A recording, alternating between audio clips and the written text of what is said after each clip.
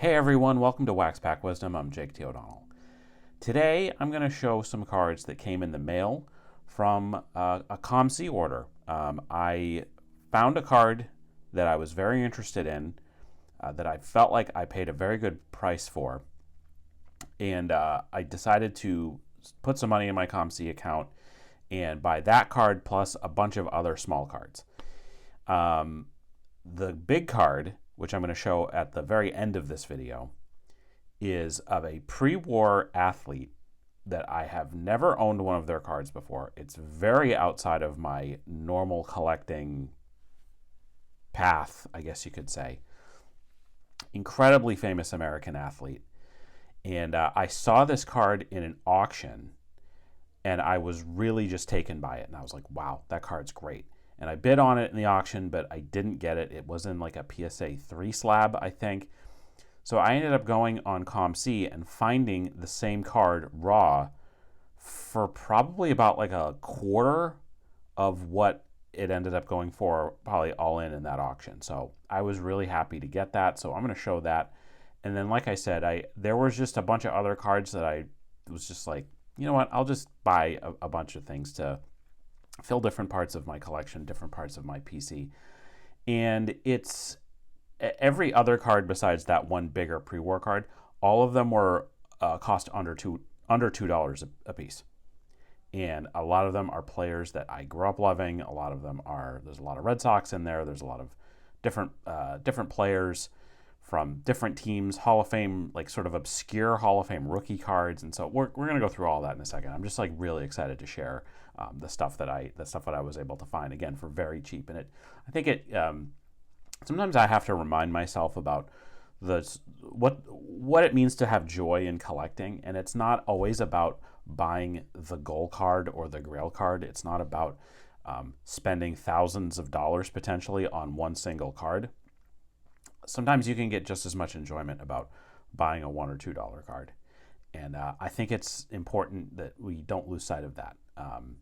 And these certain cards are meaningful for specific reasons. For me, a lot of the cards that I'm going to show you in that sort of little smaller dollar pile are guys that I just, for one reason or another, especially when I was younger, were players that I looked up to and players that I really enjoyed. So we'll get to that in a few minutes.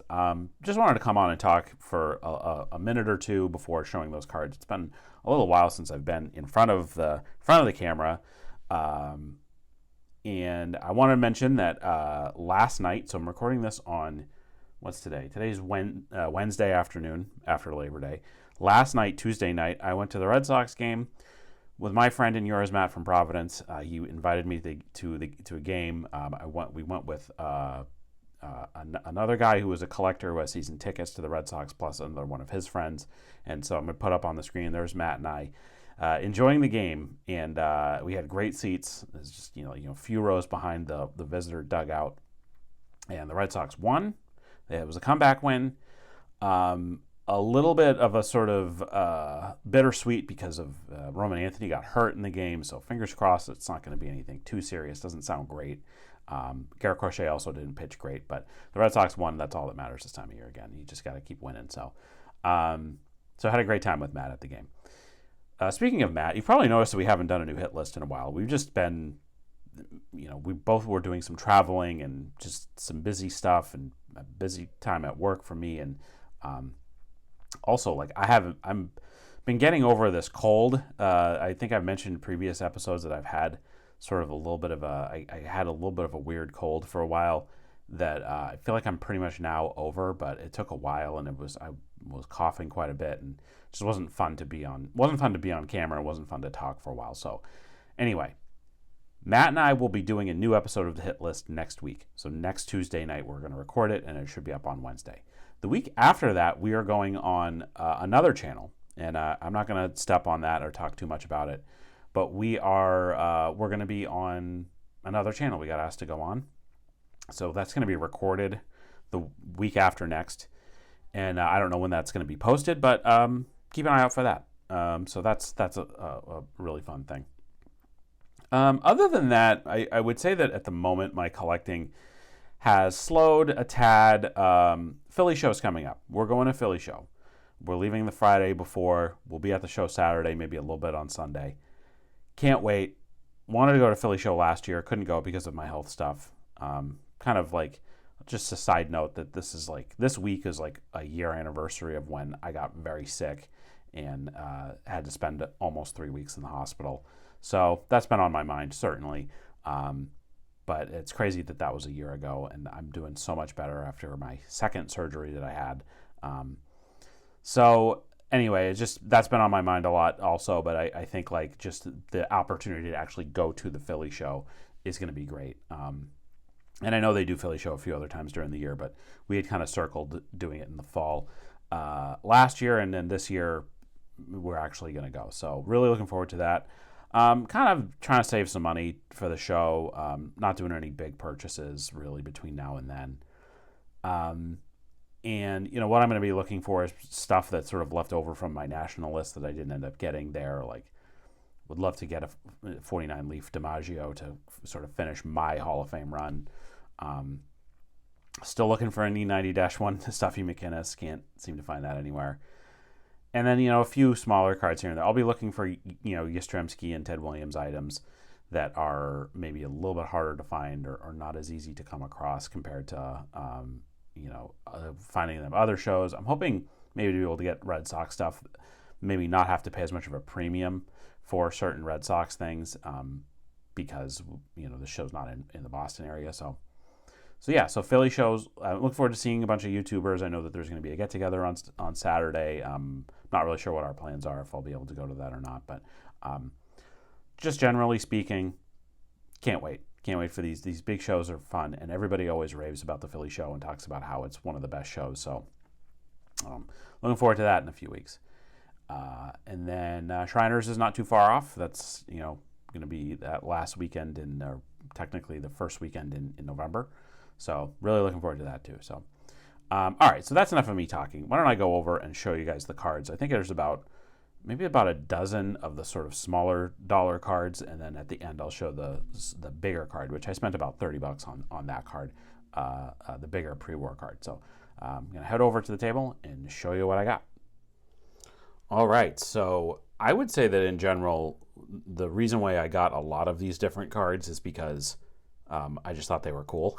So I think let's see if I have a number here. So there's 14 cards that I got that are again, these are the first 14 that I'm going to show you are all cards that I bought for under $2. So let's start with this one. 84 O-Pee-Chee of Dwight Evans, my guy. I love that, the rough cut. You see the rough cut there on the right on the O-Pee-Chee? That is usually what you see with these ones. Did not have this one of Dewey Evans. And so love that. It just, man, this guy needs to be in the Hall of Fame. Like, what are we doing here, guys? Put Dwight Evans in the Hall of Fame, please. All right. Speaking of guys in the Hall of Fame, I picked up a couple of Adrian Beltre cards, and the first one that I'm going to show you is a 1997 Best Adrian Beltre rookie card. This is from when he was playing for Savannah in A-ball in the Dodgers organization. Voted the best hitter, best power hitter, best infield arm, best defensive third baseman in the South Atlantic League in 1996, his first U.S. pro season. So I just thought that was cool. Figured I'd pick that up. I love these early rookie cards from before they even played in the majors. I really wanted a card of this particular player who was one of my absolute favorite players with the Red Sox growing up, John Valentin. And I just saw this card and I was like, yeah, that's the one. Like I wanted an early John Valentin card. And I thought, okay, this is perfect because that's such a great image of him. Looks like turning the double play. Looks like at Fenway Park. That looks like the Green Monster in the background with the sort of flip sunglasses. And I was like, yeah, that's the one I want. He just was such a rock solid player. Doubles machine. Turned an unassisted triple play in 1994. I believe it was 94. And just, consistent 300 hitter. He had several knee injuries later in his career that kind of just sapped him of his power and his ability. He had moved to third base to make room for Nomar Garciaparra. but all-star level player and just absolutely one of my all-time favorites. So I thought, okay, I'll grab a nice John Valentin card, and there we go. So love that card. Speaking of Dwight Evans, I did pick up another Dwight Evans item in this order, and it is a 1982 Topps album sticker. Look at that gold. Look at that stash. Just beautiful. Love this. Love a nice Dwight Evans sticker. Gotta love that. All right. I picked up a couple of sort of more heritage cards, like cards from that were sort of throwback cards. And again, we're talking about guys that I just wanted to have a card of theirs in my collection. I picked up a 2013 Topps archive of John Lester in the style of 72 Topps. What a beautiful card that is.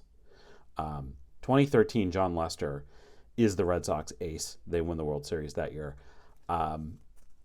I was looking this up because I was trying to remember exactly what it was. But that season, I went to that was the first year I lived in the Boston area, and I went to 10 Red Sox games that year. And John Lester pitched 5 of them, including, I believe, the game 1 of the division series that year. And the Red Sox won every one of the games that he started. He was fantastic, and the Red Sox should have kept him. They should have re-signed him when he was a free agent, but they traded him first. They tried to sign him in the offseason. They couldn't get him. But I love John Lester. It was a great story, too, because he was a cancer survivor. And so I thought that was a good one. Same era of the Red Sox. I have scant few Dustin Pedroia cards, one of my favorite players of all time. This is his 2007 Upper Deck MLB Rookie of the Year card. So I actually think that, it says his 2007 Upper Deck. So Pedroia kind of came out of nowhere. One of my favorites. The scrappiest of scrap, a fearless hitter and courageous fielder, which is all correct. Fortunately, his career cut short because of a knee injury. Thank you, Manny Machado, for that one. Love Dustin Pedroia, one of my all-time favorites, and I just felt like, I should have an early card of his in my collection, and was happy to get that one. Okay. Next, a couple Pedro Martinez cards I picked up, and I love to collect his rookie cards. This is a 91 Classic Best of his time with the San Antonio Missions. So I have, like I said, I have a few of his rookie cards. I did pick up another Pedro card in this lot, and I will show that in a little bit. But, of course, still with the Dodgers at this point. How can you not love Pedro, right? This one, I showed this to Matt last night because this is right up his alley. I figured it'd be right up his alley. 1990 Pro cards of AAA future stars of Mo Vaughn with the Pawtucket Red Sox. Look at that smile on the hit dog, Mo Vaughn. I loved Mo. One of my very favorite players as a kid. I did a whole video recently about the letter that he sent my class after we went to a game at Fenway Park. And rest in peace to the Paw Sox. But that was, I just saw that and I thought, that's perfect. A couple other sort of Hall of Fame rookies, if you want to call them that. I picked up a new, this is just making sure I have it right. This is a 2003 Bowman Draft Picks and Prospects of Joe Mauer. Hall of Fame Twins legend from St. Paul, Minnesota. First overall pick in the draft. Spends his whole career with the Twins. Goes to the Hall of Fame. Love it. So saw this. Very cheap. Figured I would pick that one up. Another Hall of Fame rookie. Another from the Best series. This is Todd Helton. Recently sold some of my slabbed Hall of Fame rookies of some of these guys, so I figured I would pick up a few cheap raw ones. This is from when he was with the Asheville Tourists. So that's a nice one. Let's go further back. This is a Red Sox Hall of Famer. This was a card I didn't have. This is a 1979 Hostess Jim Rice. Nicely cut. This is a really good one of the legend Jim Ed Rice. You see that 1978 season, one of the best seasons ever for a hitter. 315, 46 homers, 163 games. Of course, that includes the Bucky Dent game. We don't like to talk about that one here. Love that. I showed you the Adrian Beltre rookie that I picked up, I also wanted to get an Adrian Beltre card from his 1 year with the Red Sox. And this was a little bit of a, I believe this is this? Yeah, this is numbered. So this is a 2010 Topps Update Series Gold Base Adrian Beltre with his 1 year with the Red Sox. This is out of 2010. So you see on the corner there, this is number 1260 out of 2010.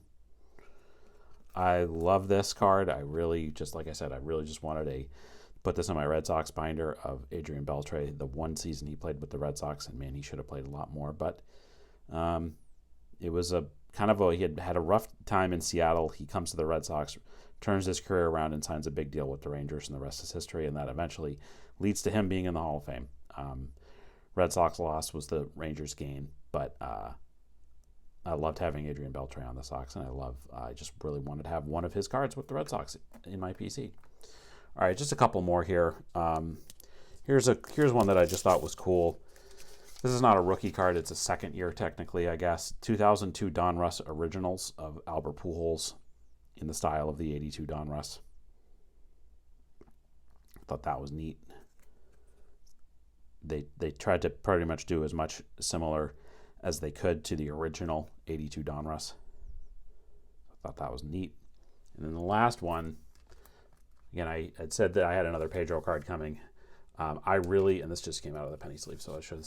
I realized I didn't really have any Pedro cards from his time with the Expos, so I picked up this 1994 Pinnacle. Look at that hair. Look at that face. My favorite baseball player of all time, Pedro Martinez. So I wanted to get one of him with the Expos and did not have one of those before. So anyway, that is the last of the sort of smaller dollar cards. Now I'm going to show you guys the bigger dollar item that I picked up from COMC. Like I said, I saw this card in an auction at one of the bigger auction houses. I did place some bids on it. I did not end up getting it. And then I thought to myself, well, let's see what's out there on COMC or eBay or other places. And I just was really taken by this card, and I figured I would grab it. And so here is that card without further ado. 1936 Muhlen Franck Olympia of absolute American hero and legend Jesse Owens. And like I said, I saw this and I was just so taken by it. The colors, the image, him obviously winning multiple gold medals that year. And you see the back, it's all in German. This is just, these came in orders of coffee, I guess. And of course, there was like 4 different Jesse Owens cards in this set, and I just thought this one was so pretty. Obviously, kind of know the story of Jesse Owens, one of the most decorated Olympians ever. Goes to Berlin during the height of Nazi Germany, and much to the annoyance of Adolf Hitler. Jesse Owens wins gold as a black man, and is just, again, an icon and a hero in American history. So I just thought, hey, I'll grab this. And so this will go in a future SGC order. I just think this was such a beautiful card and a beautiful looking piece.